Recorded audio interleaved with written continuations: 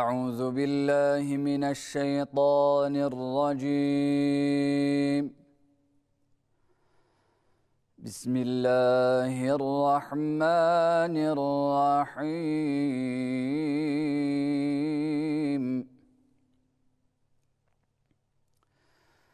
كلا بل تحبون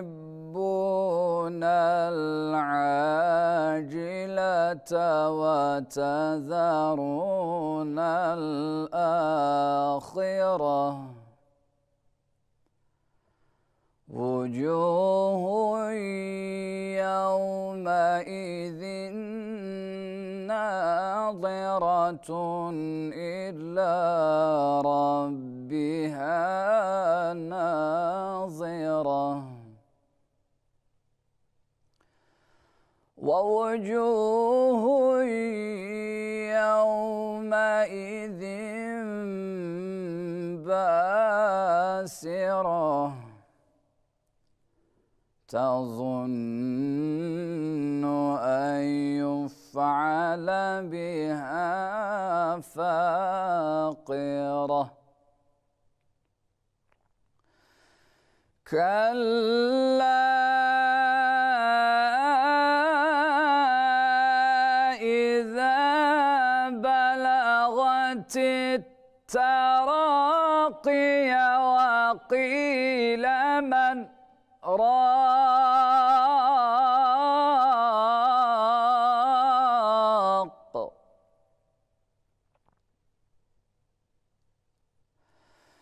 كلا إذا بلغت التراقي وقيل من راق وظن أنه الفراق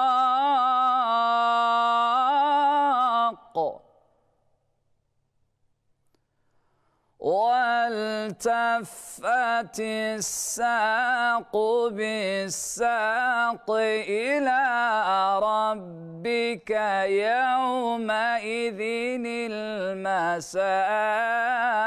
المساق فلا صدق ولا صلى ولكن كذب وتولى صدق الله العظيم. Tamam. Bismillahirrahmanirrahim. Değerli izleyiciler, hepinizi Yüce Allah'ın selamıyla selamlıyoruz. Sahur bereketi bugün de inşallah dünkü konudan kaldığı yerden devam edecek. Muhterem Mehmet Göktaş hocamla siyer üzerine sohbet ediyorduk. Siyeri nasıl okumalı, siyere bakışımız nasıl olmalı gibi. Yani böyle farklı yönlerine değindik. Bazı önemli hususların altını çizdi hocam. Ya şöyle gireyim bu programa. Şehit Seyyid Kutup, Allah rahmet eylesin, dedi ki Yoldaki İşaretler diye bir eser yazdı. Ve Peygamber Efendimiz Aleyhisselatü Vesselam işte o davetini yaparken müşrikler ona dediler ki ey Muhammed, senin amacın eğer yani bu yaptığın şeyle ya bu getirdiğin şeyle neyse bununla amacın eğer başımıza reis olmaksa, artık hükümdar olmaksa seni baş tacı yapalım, hükümdar yapalım. Yok işte zengin olmaksa seni paraya boğalım. Yok senin hedefin yani ne bileyim kadına sahip olalım, sana diyor en güzel kadını bulalım. Yok hastayız sana en güzel tedavi ettirelim filan. O dedi ki hayır. Bir sağ elime güneşi, sol elime ayı verseniz ben bu davadan vazgeçmem. Şimdi bunu aktardıktan sonra diyor ki Seyyid Kutup orada merhum, eğer isteseydi derdi ki tamam siz bana o reisliği verin, bu Mekke'nin reisliğini verin deseydi ve ardından da o reisliği kullanarak davetini sürdürseydi güzel bir fikir olabilirdi diyor. Yani ama yapmadı veya diğerleri. Şimdi bu bir bakış açısı ve bu bakış açısı şu anda herhalde en çok okunan kitaplar arasında. Yani o yazıldığı günden bugüne ve can alıcı bir nokta bu. Şimdi yani Siyer'de herkesin okuduğu bir olaydan böyle bir bakış açısıyla muazzam bir yani bir ufuk açıyor burada. Yani dolayısıyla aslında Siyer derken böyle her bir sahnesinde bu böyle şeyler açılabilir, böyle pencereler açılabilir. Niye açamıyoruz sorusunu dün de sormuştum ama niye açılmaz, açılıyor da niye tam değil diye de sorabilirim. Niye sorayım hocam? Muhterem hocam, şimdi ben de hayırlı sahurlar diliyorum kardeşlerime.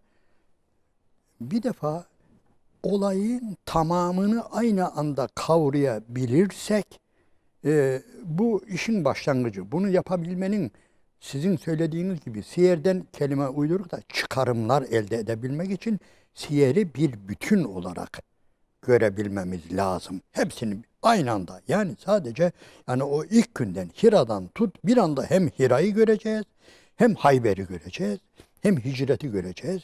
Yani hepsini birden göreceğiz ve o zaman ancak değerlendirebiliriz. Yok eğer biz kameramızı bir olaya odaklarsak, oradan bir şeyler çıkartmaya zorlarsak bu isabetli bir görüş olmaz. Yani hepsini bir. Hatta hocam şu anda benim görebildiğim kadarıyla bir takım ilim adamları sireti bile, yanlış anlamayın, sireti bile yetersiz görüyor. Bütün peygamberleri şey yapacaksın diyor. Yani Nuh'u da okuyacaksın şu anda. Hazreti Musa'yı da okuyacaksın. Hazreti İsa'yı da okuyacaksın. Hepsini bir okuyup ondan sonra Hazreti Muhammed Aleyhisselam'ı da bir bütün olarak gördükten sonra biz buradan yani 2022 Nisan ayına efendim İstanbul'a, Diyarbakır'a ne getirebiliriz? Bize ne diyor bu? Ancak o şekilde çıkarırız. Onun için ben acizane Seyyid Kutup o gün için onu çıkartmış. Ben bugün aşılması gerektiği kanaatindeyim. Bu yanlış anlaşılmasın. Yani haddini bilmezlik, sen kimsin Seyyid Kutup'u. Ama müsaadeniz hocam 1960 küsur yılında şehit edilmiş bir mübarektir bu. Ondan bu tarafa neler oldu? Ondan bu tarafa Mısır'da neler değişti, başka yerde. Öncelikle şunu söyleyeyim hocam. Dikkat edin. Ben size bir soru sorayım. Bugün yani Seyyid Kutup'un o zorladığı veya asr-ı saadetten bir örnek olarak önümüze getirdiği ölçüye göre bizim hayatımız ona uyuyor mu? Bize var mı hocam böyle bir şey diyen? Ya Mehmet Hoca ya sen ama çok ileri ne istiyorsun ya Mehmet Hoca? Gel yani market mi istiyorsun? AVM mi istiyorsun? Sana açalım ya. Yeter ki şu konuşmayı yapma. Veyahut da sen işte seni belediye başkanı yapalım veya başbakan yapar. Böyle bir teklif var mı ki hocam bize? Yani dikkat edin. Yani ayrı bir zaman, ayrı bir mekan. Değişiyor. Bu İslam'ın hükmü geçersizdir demiyoruz. Haşa. Biz nedir? Yani biz yeni başka şeyler çıkaracağız. Yine İslam'dan, yine Peygamber Aleyhisselatü Vesselam'ın siretinden, yine kitabımızdan çıkaracağız ama yani bugünü iyi okuyacağız. Aksi takdirde yani o şeyleri okuyacağız. Aynen hocam bir mühendis düşününüz ki yani ders görüyor. Bina nasıl yapılır çok mükemmel biliyor. Ondan sonra bir bina yap dediğimiz zaman tamam yapıyor. Ama diyelim ki o adama yani bir deniz kenarına dümdüz bir kum üzerine bina yapmak var. Bir de Erciyes'in kayalıklarının böğrüne yapmak var. Bazı şeyler değişecek. Temelde kullandığı malzemeler değişecek. Yani soğuk değişecek, sıcak öyle değil mi? Bu yani tamam mühendisliği mühendisliktir.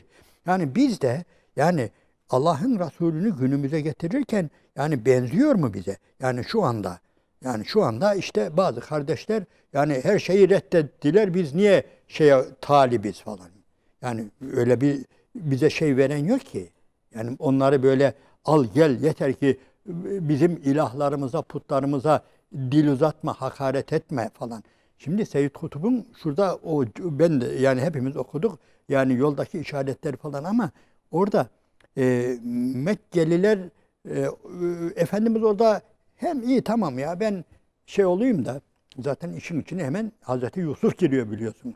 Yani hemen Hazreti Yusuf'u karşısına getiriyor. O oldu diye. Ama burada Peygamber Efendimiz'e şu şartı koşuyorlar baştan. Bizim ilahlarımıza dokunmayacaksın ama diyorlar. Elbette reddedecek Efendimiz. Elbette kabul edemez bunu. Çünkü onun şeysi Allah'tan başka la ilahe illallah Muhammedur Resulullah. Yani siz sadece Seyyid Kutub'un bu aktardığı hususu o sahneyle sınırlı olarak verirseniz, yani siyere bütüncül bakmazsanız, öyle. Öncesini sonra o Öyle zaman tabii. Biz şimdi kabul edelim anlamına demiyorum ama bize böyle bir teklif yapılmıyor. Peygamber Efendimiz'e yapılan teklif bize yapılmıyor. Zaten biz böyle bir teklif de beklemiyoruz. O da ayrı bir olay. Ve bir de biz şunu da şey yapıyoruz. Yani şunu da ayrıca tartışalım. Ben yerine göre çok sert konuşuyoruz, radikal davranıyoruz ama yani bugün şu yaşadığımız 2022 Türkiye şey diyebilir misiniz? Ebu Cehil'in Mekke'si diyebilir misiniz? O zaman size bazı sorular sor. Bu ezanlar neyin nesi? Yalan mı? Bu camiler yalan mı? Şu namazlar yalan mı? Şu iftarlar yalan mı? Falan. Yalan diyebilirsin tekfirci olursan. Her şeyi dümdüz tıraş edeyim dersen. Yani benzemiyor da. Hocam o projeyi buraya getirdiğin zaman orası burası değil. Bura değişik. Yani bir de şöyle söyleyeyim hocam. O da çok önemli bakın. Ben örneğe çok veriyorum. Diyorum ki arkadaş Peygamber Aleyhisselatü Vesselam bizim için yegane örnek mi? Örnek. Peki bir usta vefat ettiğinde çırak nereden başlayacak? Onun bıraktığı yerden başlaması gerekmez mi hocam? Bir usta eğer vefat etmişse, yapı yarım kalmışsa nedir? Çırağa düşen, yani onu kaldığı yerden devam ettirmektir. Şöyle bir takip olur mu hocam? Diyelim ki bir usta vefat ediyor, Mimar Sinan vefat ediyor. Efendim onun yerine geçen, onun yaptığı yarım cami, diyelim ki Süleymaniye yarım kalmış, orada vefat etmiş Mimar Sinan. Gelen çırak, ben aynen Mimar Sinan gibi sıfırdan başlamalıyım. Yıkacak veya düşün, böyle bir şey olabilir mi? Onun için bize düşen nedir?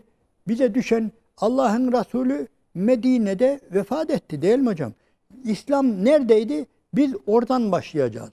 Şuna itiraz edebilirler hocam. Sen Allah'tan kork ya. Yani bugünkü Türkiye veya bugünkü Mısır şu Medine mi eşit? Tamam eşit değil. Ben onu da iddia ediyorum. Ama Mekke'de değil bak.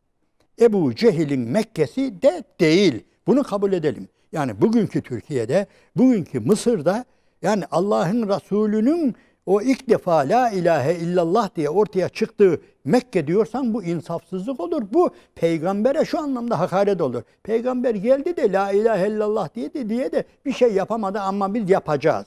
Sıfırdan başlayacağız. Sıfırdan başlayamam. Sıfırdan başladığın an Peygamber Aleyhisselatü Vesselam'ı hepsini getirdiğini sıfırlayacaksın.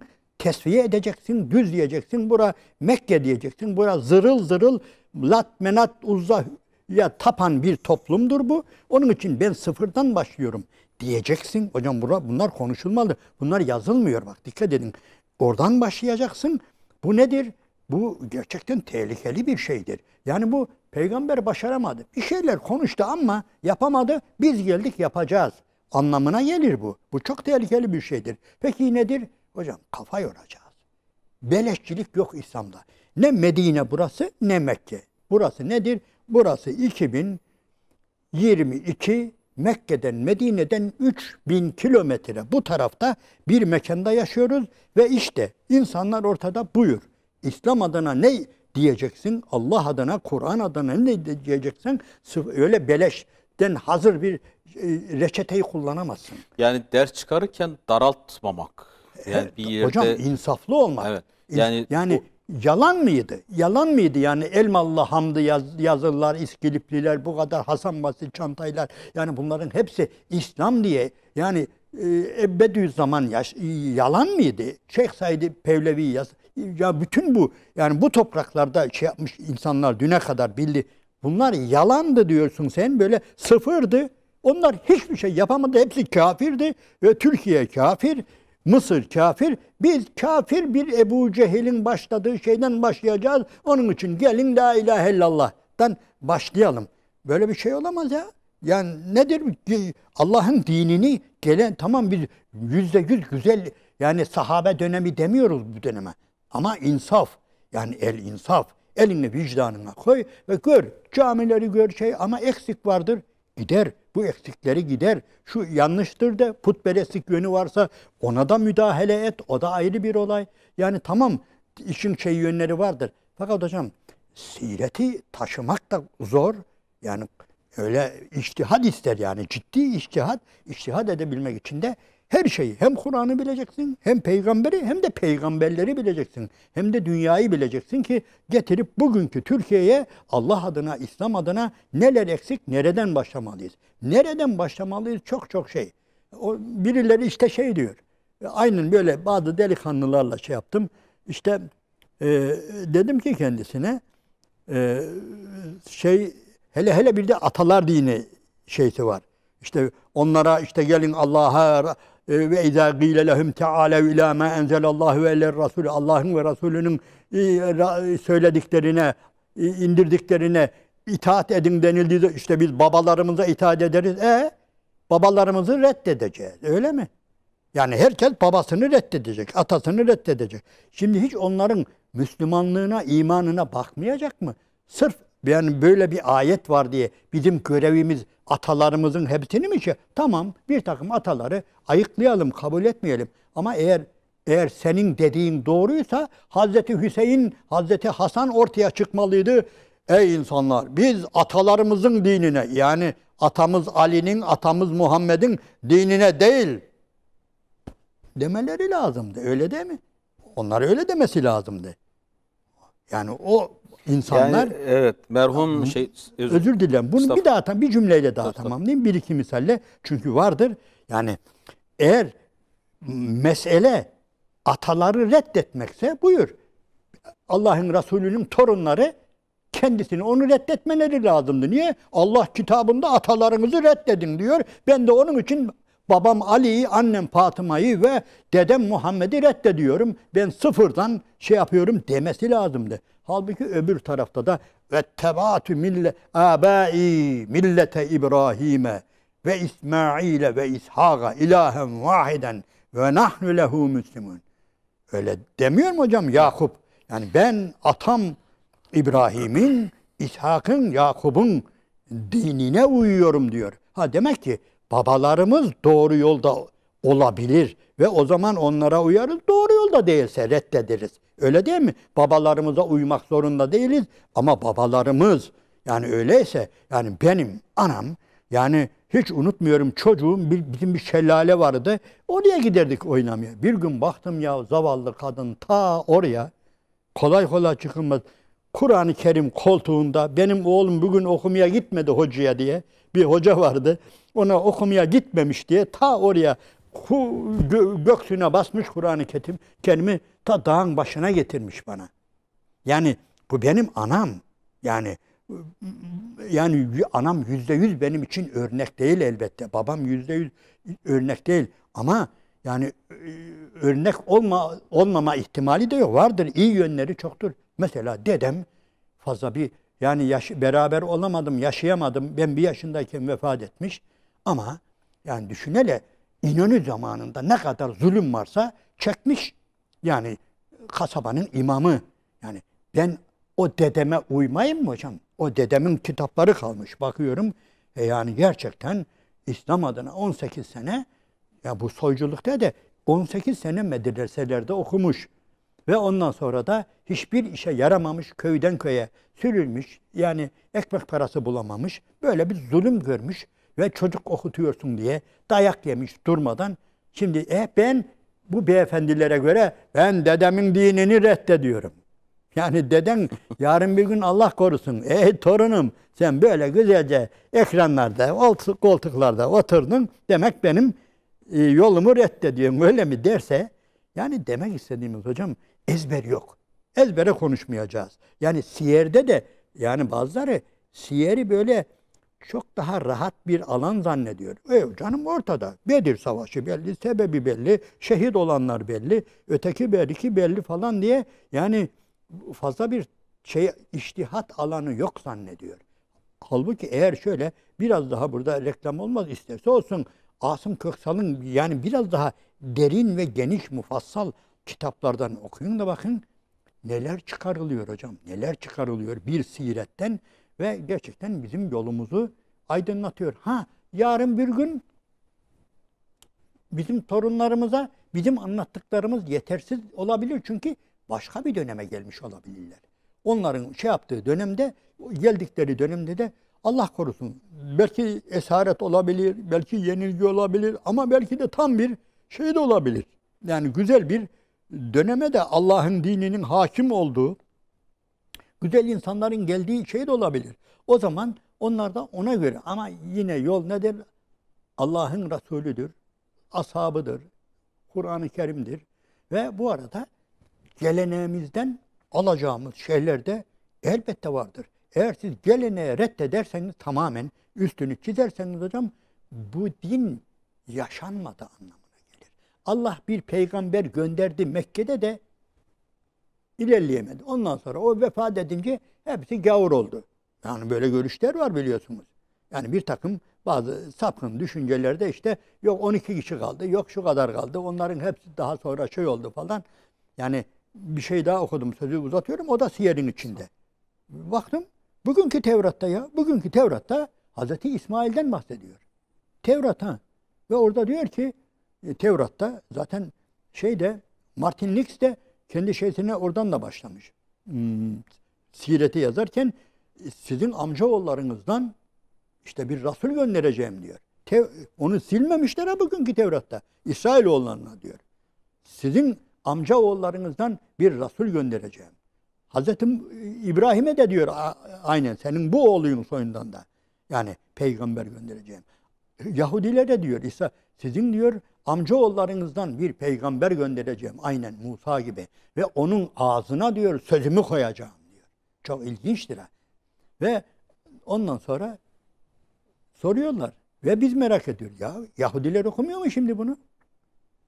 Şu andaki Yahudiler bu Tevrat'ın bu bölümünü okumuyorlar mı? Okuyorlar.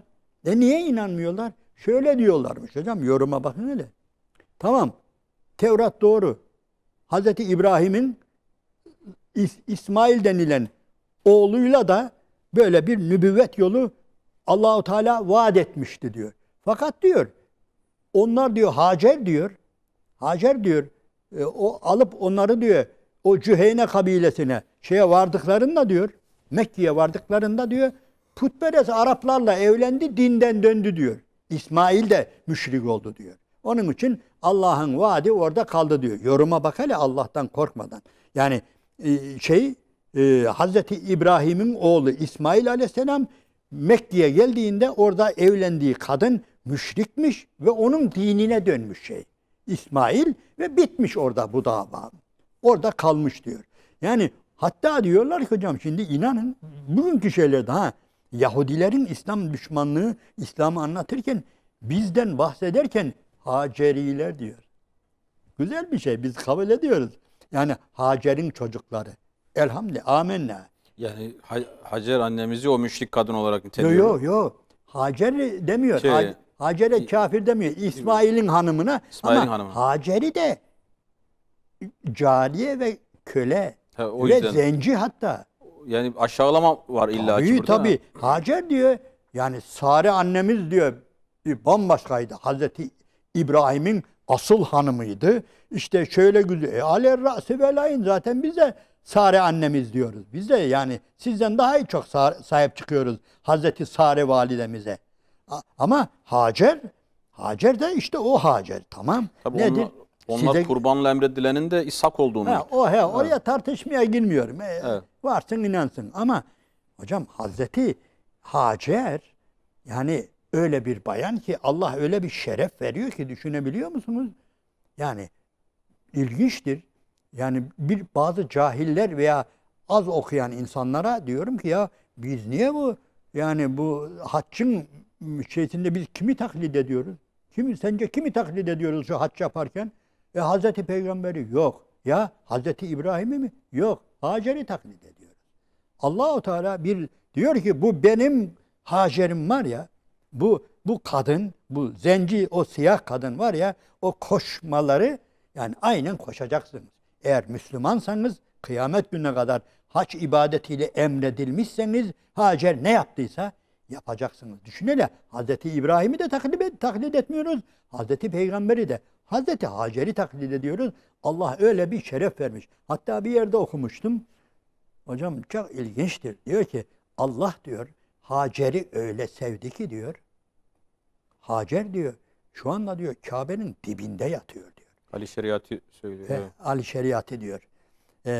Hacer Kabe'nin dibinde yatıyor ve Allah diyor tavafınızın kabul olması için Hacer'le benim arama girmeyin.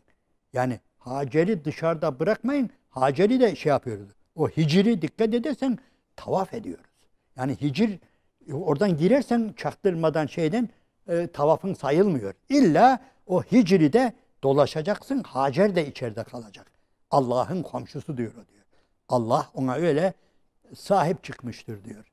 Evet. Şimdi bir araya gideceğiz. Aradan sonra devam edeceğiz.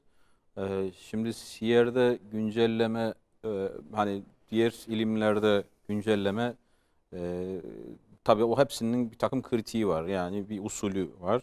Rastgele güncelleme yapamazsınız. Evet.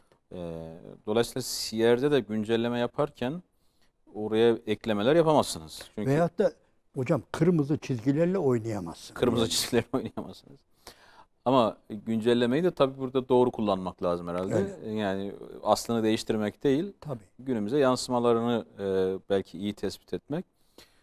Dolayısıyla Siyer'in günümüzde söylediği şeyleri tespit ederken de hep böyle önümüze bir model koyup işte filan alim şöyle bakmış. Ha demek ki bizim de öyle yapmamız lazım. Öyle güncelleme. Veya filan kitap böyle bakmış, biz de öyle yapacağız.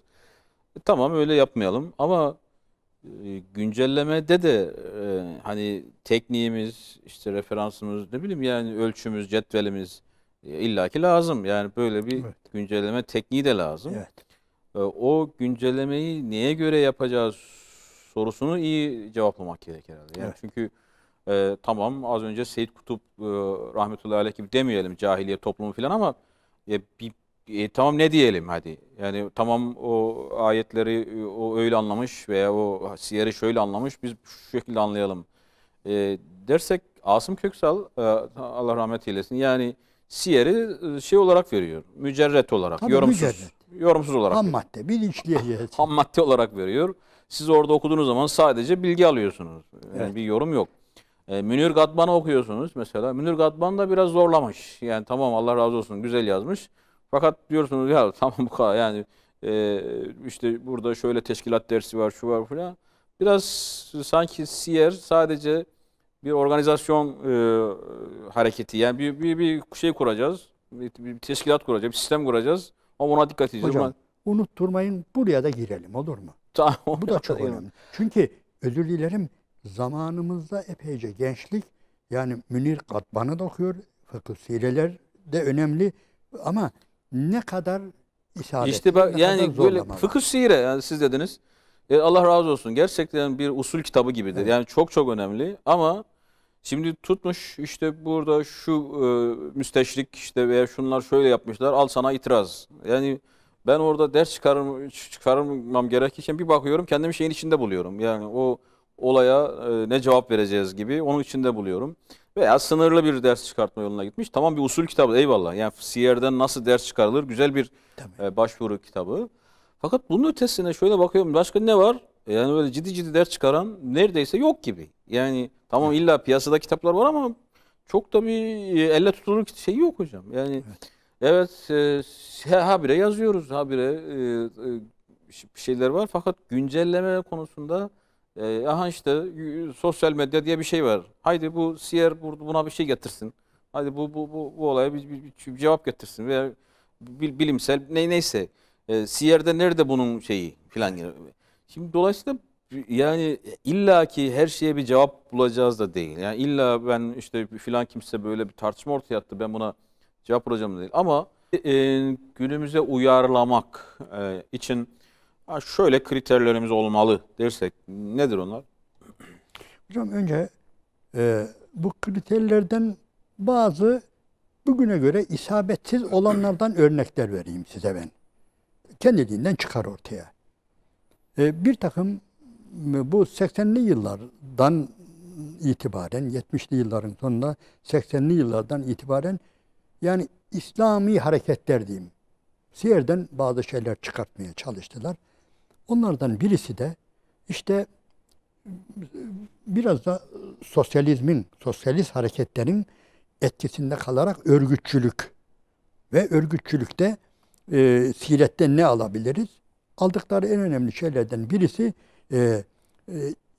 davette gizlilik dönemi, açıklık dönemi diye böyle bir şey ortaya çıkarttılar.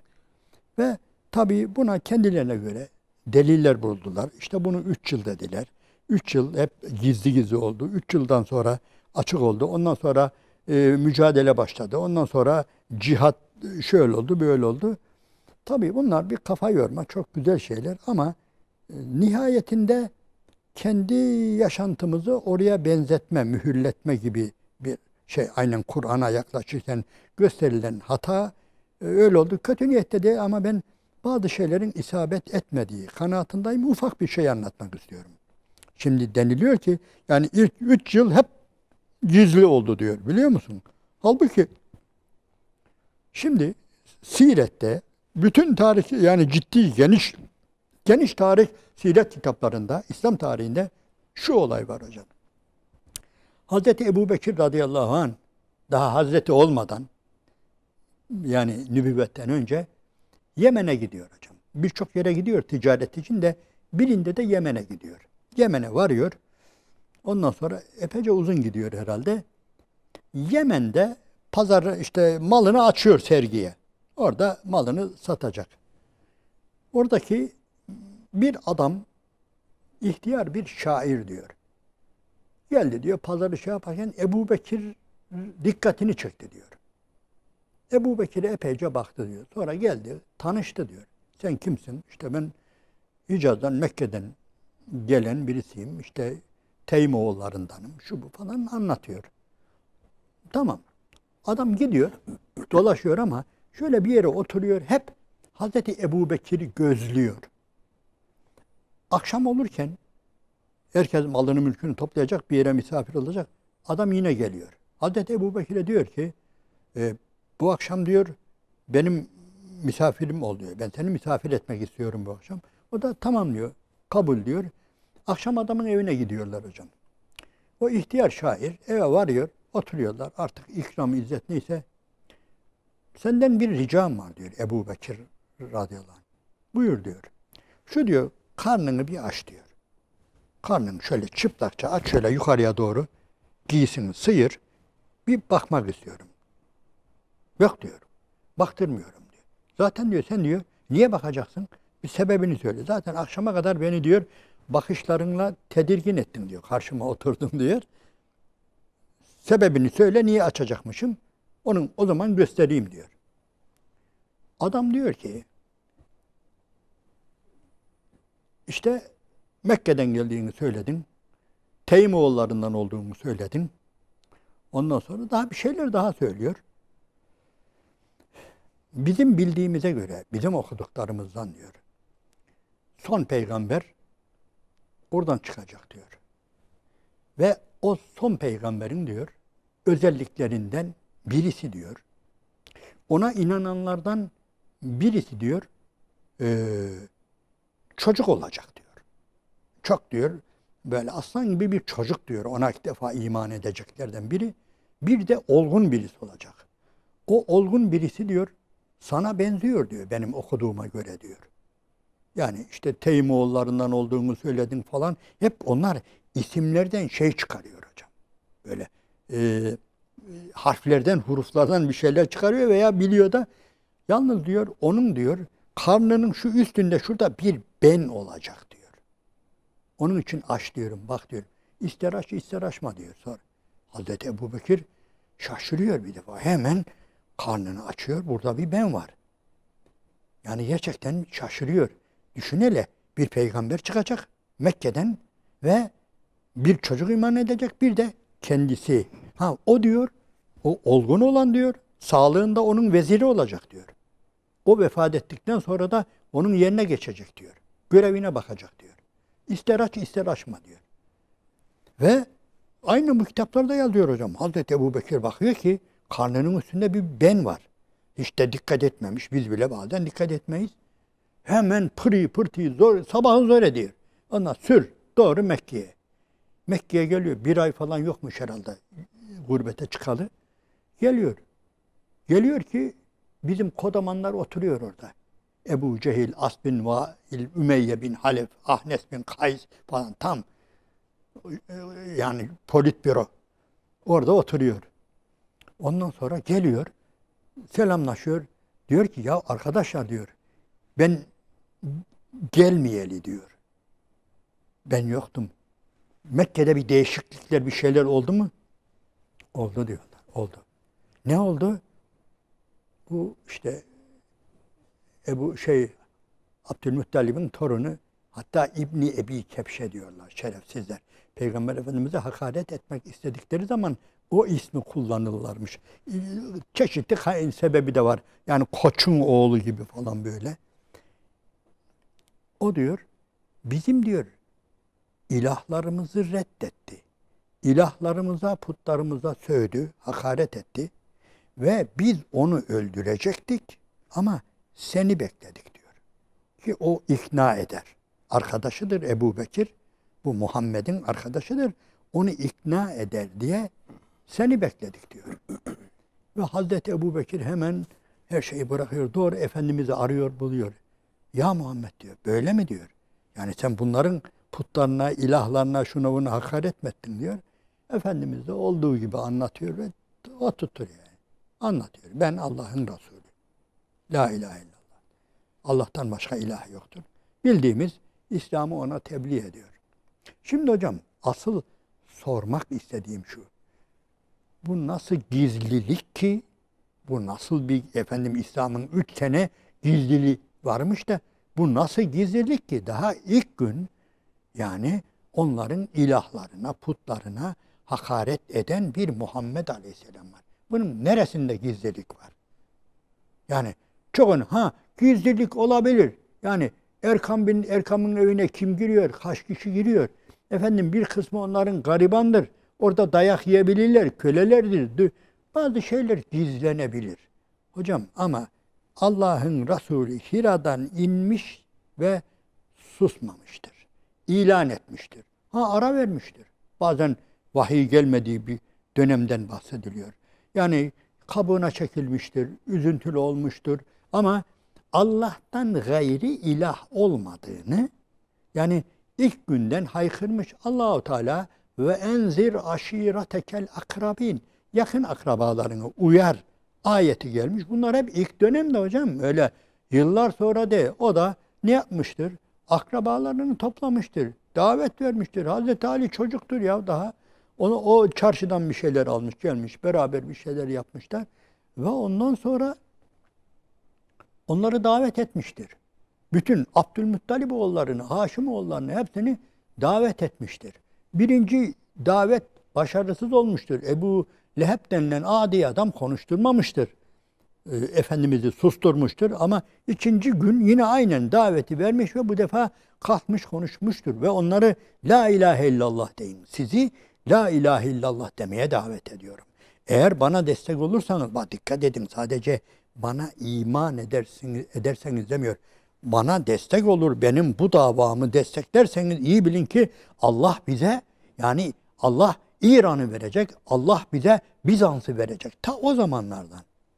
Onun için gelin bana iman edin ve beni destekleyin ve bir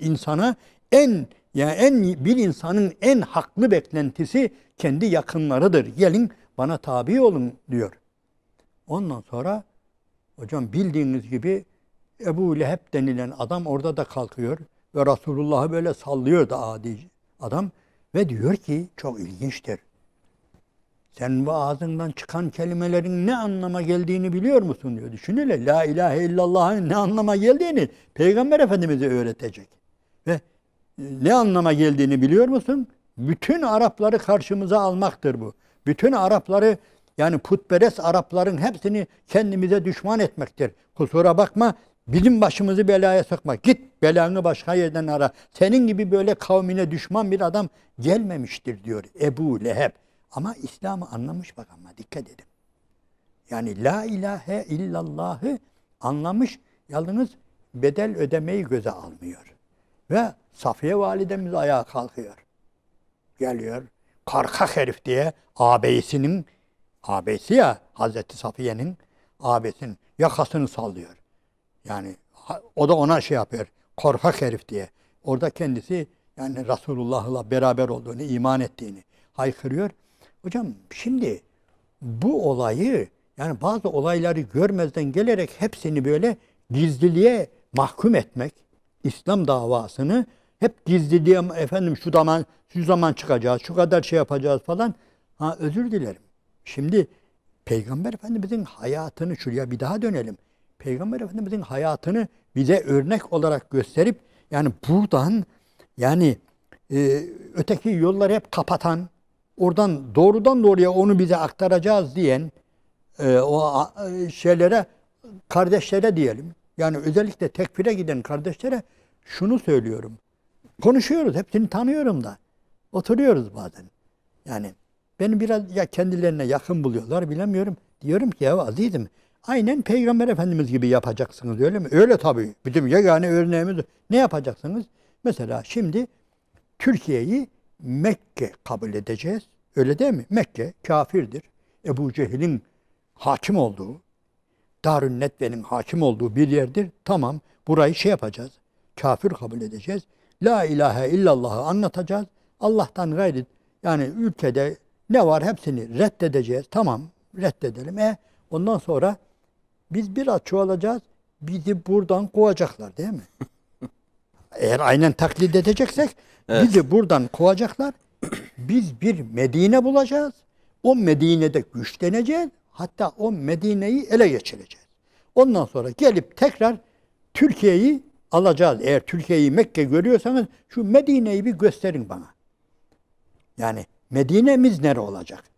Mekke'miz Türkiye ise Medine'miz veya Mekke'miz eğer Mısır'sa Medine'miz neresi olacak? Yani biz aynen bu devirleri, bu dönemleri biz yaşamak zorunda mıyız? Elbette biz Ensardan da, muhacirlerden de durmadan ders alırız, ibret alırız ama o dönemi biz olduğu gibi yaşayacak mıyız? Yani Resulullah'ın getirdiği İslam'dan hiç mi ortada bir eser kalmadı ki bura Mekke olacak? Hem de şu Medine'yi bir gösterin diyorum. Yani hocam bak bizi buradan kovacaklar bir gün. Yani biz bunlara dil uzatacağız, biz bunlarla uğraşacağız, biz bunların Kemalizmiyle, şununla bununla iyice uğraşacağız, bizi dövecekler, sövecekler. Ondan sonra biz bir yere gideceğiz, ora nere? Ve orada varır varmaz orayı da ele geçireceğiz. Öyle ya Musab bin Umeyr'imiz olacak bilmem. Madem tam olduğu gibi taklitten, adım adım takipten, Allah'ın Resulü'nün izinden gitmekten bahsediyorsun. Bizim de böyle bir Medine'miz olacak. Şu Medine'yi bir gösterin. Gösterebilir misiniz? Var mı böyle? Eğer zaten hazır bir Medine varsa o da ayrı nurun ala nur. Yani Mus'ab gibilerin Müslüman ettiği çok ciddi bir yer varsa o da güzel. Sevinelim. Onu da söyleyin. Burayı bu şekilde tekfir ediyorsunuz. Biz burada yani bu Türkiye'yi İslami yönden %100 pırıl pırıl temiz göstermek için konuşmuyoruz bunları. Yani biz de biliyoruz. Çok şeyi biliyoruz. Ama zannettiğiniz gibi de değil. Evet. Şimdi o zaman Siyer'i günümüze uyarlamak, yani uyarlamak derken yani Siyer'den günümüze dersler çıkartmak için böyle fıkıh usulü, tefsir, hadis usulü, tarih, medeniyet, sanat, yani bütüncül bir bakışa, bir okumaya ihtiyaç var. Yani eğer siz sadece coğrafyayı bile yetersiz biliyorsanız veya sadece tarihi de yetersiz biliyorsanız o zaman sizin siyerle ilgili çıkaracağınız şeyler biraz kusurlu olacak. Veya fıkıh usulünü hiç bilmiyorsanız hatta fıkıh usulüne demeyelim yani fıkıh edebiyatını diyelim. Yani eğer bilmiyorsanız bu konularda eksiğiniz varsa o zaman sizin siyeriniz biraz böyle macera, biraz artık sağdan soldan etkilenme biçiminize göre değişecek yani. Öyle tabii. Dolayısıyla siyerden ders çıkaracaksak diğer alanlarda da biraz böyle vukufiyetimiz olması lazım. Öyle. Hocam siyeri illa günümüze onaylatmak değil. Yani günümüzde elbette çelişen yerleri var. Biz bunu bileceğiz, kabul edeceğiz. Yani biz ondan da korkmayacağız. Eğer Allah'ın Resulü'nün hayatı yorumlamamıza rağmen eğer burada kabul görmeyebilir. Yok arkadaş böyle bir şeyde böyle bir düşünceyi, böyle bir felsefeyi, böyle bir dini kabul etmiyoruz diyen engeller çıkabilir önümüze. Ben bunu da peşinen buna da hazırlıklıyız. Bunu da bileceğiz. Yani illa ikisini barıştıracağız diye Allah'ın Resulü'nün Medine'siyle Türkiye'yi barıştıracağız diye bizim de bir niyetimiz yok. Ama yani biz neyi kabul edeceğiz, neyi reddedeceğiz? Yani bu çok önemli. Zaten imamlar Ebu Hanife de, İmam Şafii de Allah rahmet eylesin ikisine de hepsine de yani fıkhı tarif ederken marifetun nefsi ma leha ve ma aleyha malumunuz. Yani bir insanın yani lehinde ve aleyhinde olan şeyleri bilmesine fıkıh deniliyor hocam. El hikhu marifetun nefsi ma leha ve ma aleyha. Yani lehinde ve aleyhinde olan şeyleri bilmesi lazım. Bunun için de yani usulü fıkıh, hatta usulü fıkhın adı usulü fıkıhte usulü din demişler bazıları. Yani dinin usulü.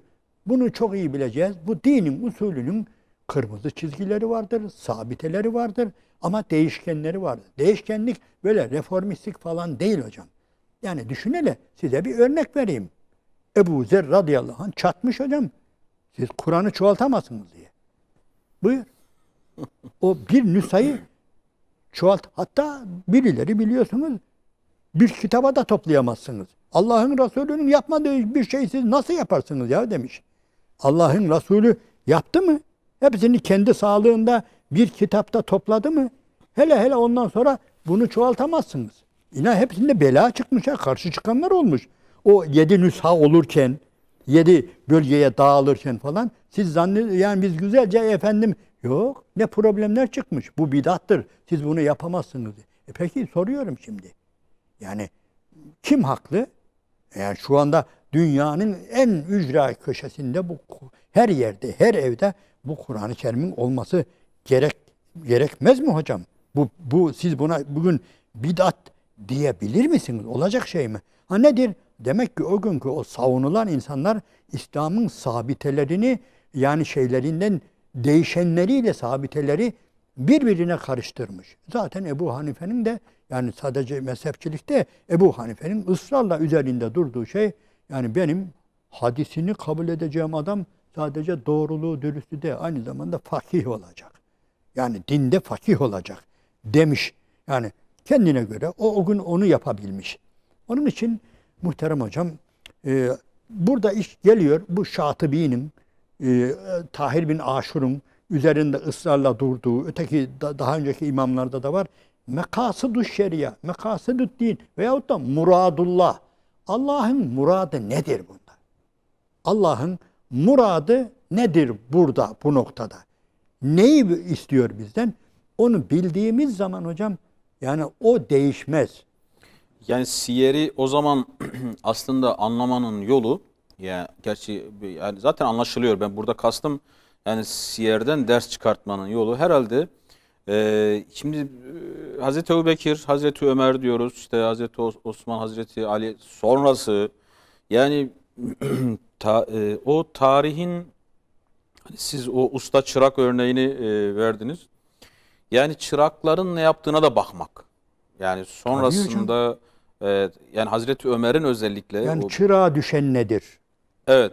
Onların o siyeri nasıl anladığına bakmak. Evet. Esas olan orası. Öyle tabii. Öyle. Şimdi burada tabii ki yorumların farklılaşması fıtridir. Yani illaki birisi bu selefi bir bakışla bakacak. İlla başkası tasavvufi bir bakışla bakacak. Başkası kelami bir bakışla bakacak. Bunlar gayet doğal. Yani evet. O zaman Hazreti Ebu Zer nasıl öyle baktıysa hiçbirini de herhalde horlamamak lazım. Yani öyle. İşte o öyle söyledi yani o derecesi düşmüyor. O da bir yorum. Dolayısıyla yorumların farklılığını da yani siyer açısından bir kayıp olarak da görmemek gerekiyor. Öyle. Hocam bir şey daha. Yeter ki evet. Ebu Zer'den açıldı da biliyorsunuz Ebu Zer radıyallahu anh Hazreti Osman'a şuna buna bazı uygulamalarına karşı çıkmış. Yani Kenz'e karşı çıkmış. Şuna buna karşı çıkmış. Yani gerçekten yani birilerine bela olmuş, baş belası olmuş. Ayrı düşünmüş ve epeyce bugün bireysel olarak da epeyce yani zaten sahabe Allah'ın Resulü'nün ashabıdır, sevgili bir ashabıdır, yiğittir. Hepimiz severiz. Ama karşı çıkmıştır. Hazreti Osman'a şuna buna karşı çıkmıştır. Ve esas bir şey diyorum. Bugün var ya benim hayatım içinde Ebu Zerli'ye oynayan epeyce insanlar var. Dikkat edin. Evet. İyi, o da güzel hocam. Varsın oynasın. Fakat ben onlara şunu yüzlerine söyledim. Bugün Ebu Zer'i övenler, Ebu Zerli'ye oynayanlar, onun için bu ya ayrı düşenler hem de ciddi ayrı düşenler. Ben şunu yüzlerine söyledim. Ebu Zer şey mi yani Bizans'a mı bağlandı? Osmanlı arası kötü oldu da. Ebu Zer başka bir devlete mi çalıştı? Veyahut da başka bir dine, başka bir millete mi çalıştı? Yani diyelim ki Müslümanların liderleriyle, valileriyle, şununla bununların araları açıldı da gitti başkalarına mı oynadı? Kime bağlıydı? Yine yani bu ümmete bağlı değil miydi? Bu ümmetin liderine bağlı değil miydi? Bir takım işlerini eleştirse de. Bugün adam Ebu Zerli'ye oynuyor. Yani gitmiş. Yani Allah düşmanı, İslam düşmanı yegane görevi İslam'la boğuşmak olan insanlarla beraber oluyor. Adını da yani niye kime görüyor? Efendim Müslümanların içinde bazı zenginler varmış da efendim şeymiş de yani yeşil sermayeymiş de şuymuş da buymuş da olabilir. Eleştir. İçeriden eleştir ya. Sana kim engel oluyor? Gel dur şurada. Ondan sonra böyle yapamazsan tamam görüşüne saygı duyuyorum. Sen bir 4x4 jipe binemezsin. Dağa tırmanmıyorsun bir yere. Ne demek yani İstanbul'da eleştir bunu. Öyle değil mi? Ben bir şey demiyorum. Desteklerin de yerine göre. Ama o ayrı. Onu bırakıp bir gavurla beraber olmak ayrı. İslam düşmanlığı tescillenmiş birileriyle beraber olmak ve bu arada yani Ebu Zer kimliğiyle oraya şey yapmak falan da adam senin peygamberini kabul etmiyor ki Ebu Zer'ini kabul etsin. Yani böyle bir dünyada yaşıyoruz. Yani hocam içtihat var ya çok önemli. Yani olayı hepsini bir anda görmek.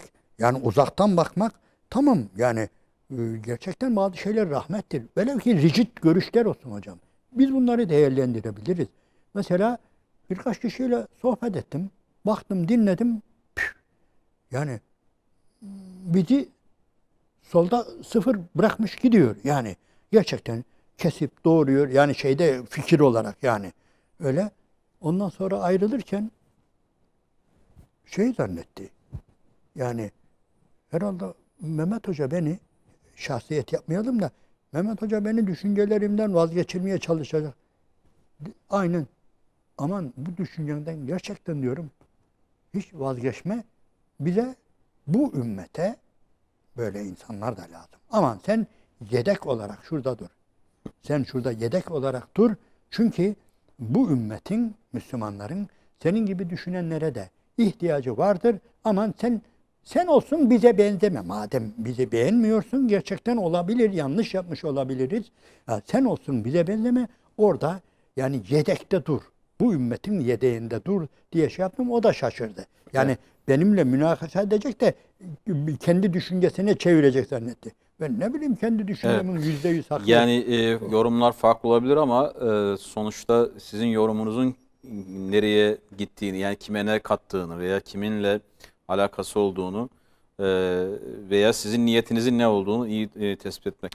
Evet. Hocam bu hamur çok su götürür diyor. Evet. Götürsün sorun yok. Evet. Biz de devamına gideriz. Yani gelecek bölümde de yine siyere devam edelim istiyorum. Çünkü bu hoş bir sohbet. Ramazan'da da herhalde siyerde kalmak daha mı iyi? Öyle. O zaman oradan devam ederiz. İnşallah. Çok teşekkür ediyoruz. Allah razı olsun. Teşekkür ediyorum. Hayır. Değerli izleyiciler, bugün de sahur bereketinin sonuna geldik. Rabbim bütün tuttuğunuz oruçları, yaptığınız hayır hasenatı, taati hepsini en güzel şekilde kabul eylesin. Buluşmak dileğiyle efendim. Hepinize Allah'a emanet ediyoruz. Selamun Aleyküm ve Rahmetullahi ve Berekatuhu.